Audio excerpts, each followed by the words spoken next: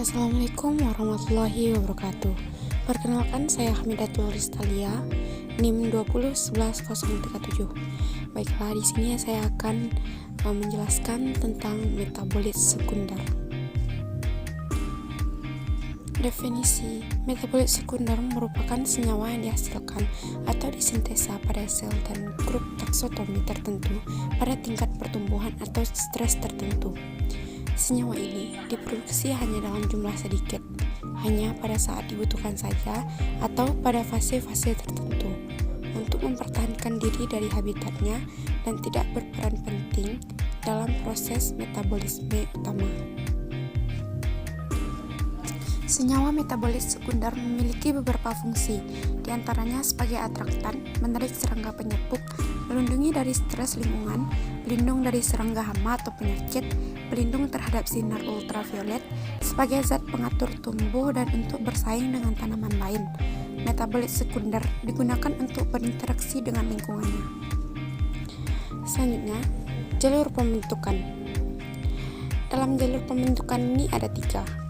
Pertama, jalur asam asetat. Biosintesis senyawa asam lemak poliketida aromatik. 2. Jalur asam mevalonat. Biosintesis kelompok terpen steroid. Ketiga, jalur asam sikimat. Biosintesis senyawa asam amino aromatik flavonoid. Selanjutnya, senyawa metabolit sekunder memiliki 3 golongan utama. Pertama, ada terpenoid, senyawa fenolik, dan senyawa nitrogen. Pertama, terpenoid. Semua terpenoid berasal dari molekul isoprena. Kerangka karbonnya dibangun oleh penyambungan 2 atau lebih satuan C5. Berdasarkan jumlah satuan C5 dibagi menjadi beberapa golongan. Pertama, monoterpenoid C10. Kedua, sesquiterpenoid C15. Ketiga, diterpenoid C20. 4. Triterpenoid C30. Kelima, tetraterpenoid C40. Dan terakhir, politerpenoid. Secara umum, biosintesis dari terpenoid dengan terjadinya 3 reaksi dasar, yaitu 1. Pembentukan isopren aktif berasal dari asam asetat melalui asam mevalonat. Kedua, penggabungan kepala dan ekor 2 unit isopren akan membentuk monoterpen, sesquiterpen, diterpen, sesterterpen, dan politerpen. Ketiga, kombinasi satuan C5. Senyawa fenolik. Senyawa fenol meliputi beragam senyawa dari tumbuhan dengan ciri sama berupa cincin aromatik yang mengandung 1 atau 2 penyuli hidroksil. Cenderung mudah larut dalam air karena berikatan dengan gula sebagai glikosida dan biasanya terdapat dalam vakuola sel. Adapun yang termasuk ke dalam senyawa fenolik, pertama, flavonoid, kedua, fenilpropanoid. Senyawa flavonoid mengandung 15 atom karbon dalam inti dasarnya C6, C3, C6. Ini adalah contoh kerangka dasar flavonoid. Struktur yang paling banyak adalah flavon, flavonon, flavonol, antosian, dan isoflavon. Fenilpropanoid mempunyai beberapa hidroksil fenol bebas mudah dioksidasi di udara, terutama dalam lingkungan basah. Kerangka dasar, cincin benzena C6 yang terikat pada ujung dari rantai karbon propana C3. Contoh fenilpropanoid yang paling dikenal adalah sinamaldehid pada kayu manis, eugenol pada cengkeh, dan apiol pada petersili.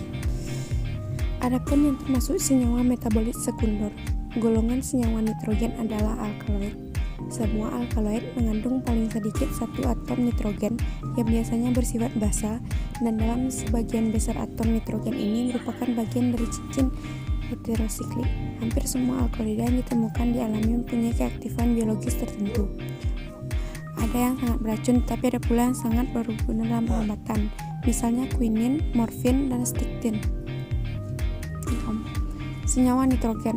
Adapun termasuk senyawa metabolit sekunder, golongan senyawa nitrogen adalah alkaloid. Semua alkaloida mengandung paling sedikit 1 atom nitrogen yang biasanya bersifat basa. dan dalam sebagian besar atom nitrogen ini merupakan bagian dari cincin heterosiklik.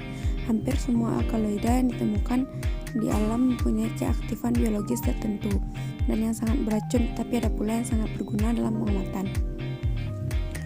Alkaloida dapat ditentukan dalam berbagai bagian tumbuhan seperti biji, daun, ranting, dan kulit batang. Alkaloida umumnya ditemukan dalam kadar yang kecil dan harus dipisahkan dari campuran senyawa yang rumit yang berasal dari jaringan tumbuhan. Alkaloida tidak mempunyai tata nama sistematik, sehingga suatu alkaloida dinyatakan dengan nama trifal, misalnya quinin, morfin, dan strychnine. Hampir semua nama trifal ini berikatannya. Alkaloida umumnya berbentuk padatan kristal dengan rasa pahit. Sebagian besar alkaloid berasal dari tanaman berbunga dan tanaman rendah. Alkaloid dapat dibagi menjadi 3 macam, yaitu true alkaloid, gugusan yang berada dalam cincin siklis mengandung cincin heterosiklis. Kedua, protoalkaloid, gugusan yang berada di luar siklis tidak mengandung intri heterosiklis. Ketiga, pseudoalkaloid, dihasilkan selain dari asam amino. Terima kasih. Sampai jumpa pada pertemuan berikutnya.